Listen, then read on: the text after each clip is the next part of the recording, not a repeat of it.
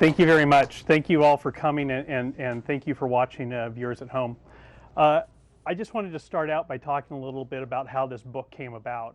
I've been covering Ford Motor Company for the Detroit News since 2005, and from the beginning when I started covering Ford, I knew that I was really witnessing an incredible story. I didn't know how it was going to end, but I knew that what was happening here in Dearborn was either the death of an American icon or its resurrection.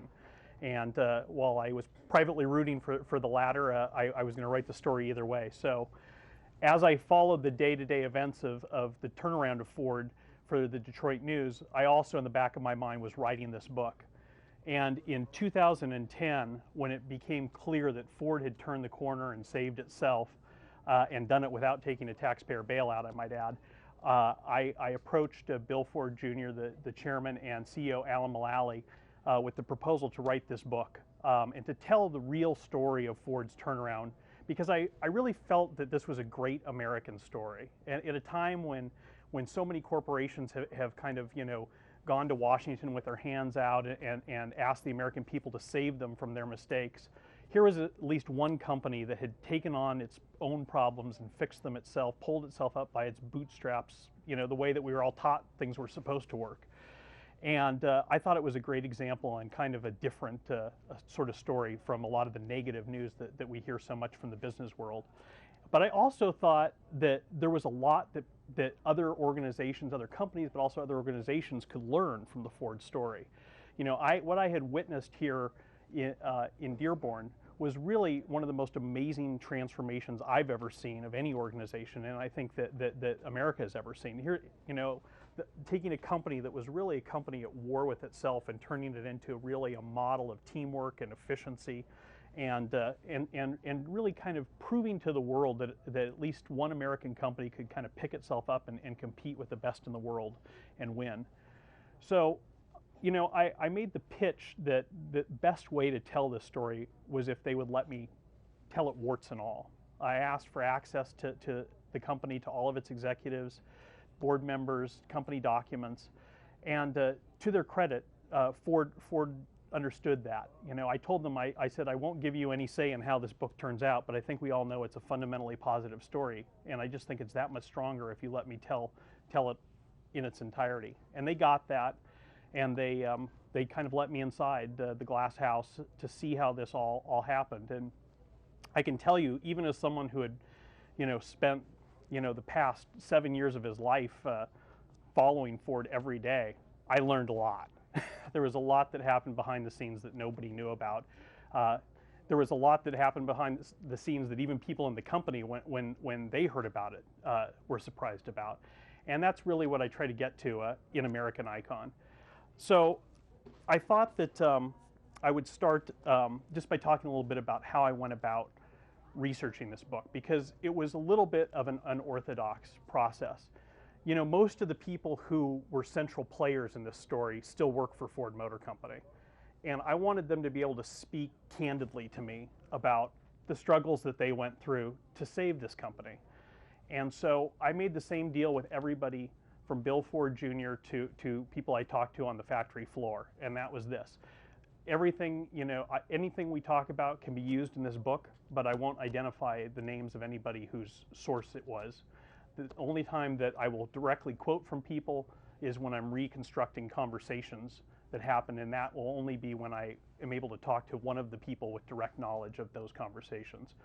And that was kind of the ground rules, and that allowed most people to kind of feel like they could open up a little bit more than if they were talking to me as a newspaper reporter, and kind of anything you say can and will be used against you in a court of law with your name attached to it. The other thing is that there's one point where I broke from that, and that's in the final chapter of this book. I had one interview with Allan Mulally out of several that I did with him for this book, where I asked him to do it on the record, so to speak, because I wanted him to be able to speak to you directly, to speak to the reader directly about what he experienced and what he learned and what he thought the big learnings of Ford's turnaround were. So that was the one exception to that. I guess what I'd like to do is just kind of, for people who haven't read the book, just kind of go through some of the different high points in the Ford story to give people an idea and talk a little bit about why I think these were important. So I'm going to start at the very beginning, if you will, which is, I think, an important point that I wanted to make. I didn't want to dwell too much on Ford's history because a lot of other books have been written about the history of Ford Motor Company and Henry Ford. But I thought it was important to make a point about Ford, and that was that Ford was not the same as General Motors and Chrysler, that it had some unique issues. And so just really briefly, I just like to read the opening paragraph of the book, which kind of just addresses those in a nutshell. While many of Ford Motor Company's problems were shared by the rest of Detroit, the Dearborn automaker also faced some challenges all its own. Ford's woes had not begun with the arrival of the Japanese in the 1960s or the oil crises of the 1970s. The company had been struggling with itself since Henry Ford started it on June 16, 1903. It invested massively in game-changing products and then did nothing to keep them competitive. It allowed cults of personality to form around larger-than-life leaders, but drove away the talent needed to support them. And it allowed a caustic corporate culture to eat away at the company from the inside. These were the birth defects that could be traced back to the automaker's earliest days. Henry Ford liked to boast that he had created the modern world. In many ways, he had. But he had also created a company that was its own worst enemy. And I think anybody who's worked at Ford or spent time at the company in the years before its recent turnaround knows just how true that is. I mean, this is, as I go on to describe, this was a company where, you know, time after time, going back to the days of the Model T, they really hit the ball out of the park with one product, you know, and then they just didn't invest in that product. They just didn't keep it competitive, and they got passed by other automakers. They did that with the Model T. They did that with the Ford Taurus in the 1980s. It was also a company where there was just really rampant careerism, where people put their own careers ahead of what was best for Ford and the bottom line, and let alone the customer.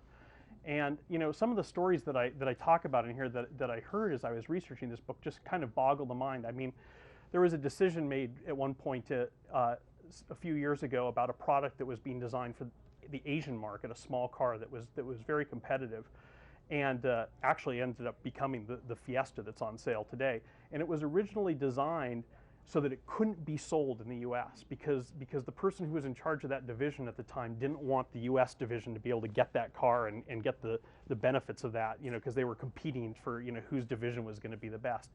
And so it was a company that wasn't just competing with Toyota or General Motors, it was competing with itself. And obviously, as a lot of people here in the shadow of Ford's world headquarters know, it was a company that by the middle of the 2000s was really headed down the tubes. And one of the things that I discovered, you know, working on this book was just how serious the situation had become. I mean, you know, by the summer of 2006, the board was actively looking at bankruptcy. They were looking at parting out the company. There were private equity firms kind of circling around Dearborn like vultures, you know, trying to pick off parts of Ford.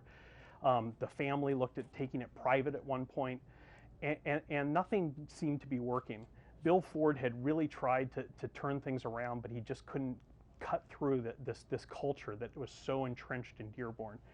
And so in July of 2006, there was a pivotal board meeting at which Bill agreed to step aside and make room for someone else to take over. And as he said, which I talk about in the book, which is really a moving statement, he said, "I have a lot invested in this company, but the one thing I don't have invested in it is my ego."